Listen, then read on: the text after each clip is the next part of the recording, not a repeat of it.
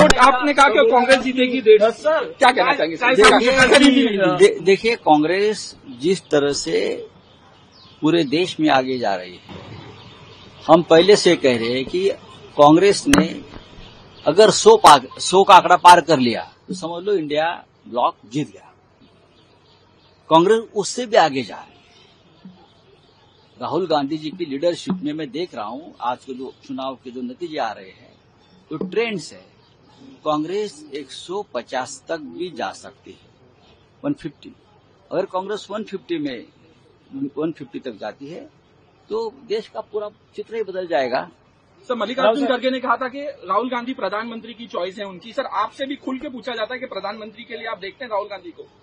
देखिए, अगर कांग्रेस सबसे बड़ी पार्टी है तो प्रधानमंत्री उनका होगा।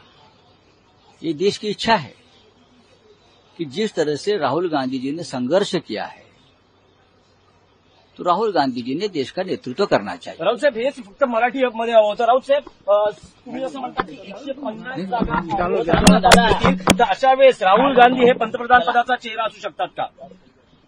हे सांगायला वेळ आहे, पण राहुलजींनी देशाचं नेतृत्व करावं अशी सगळ्यांची भूमिका आहे. तर या निवडणुकीत राहुलजींनी देशाचं नेतृत्व केलेलं आहे. एक तुफान उभं केलं देशभरामध्ये, हे मान्य करावंच लागेल. राऊत साहेब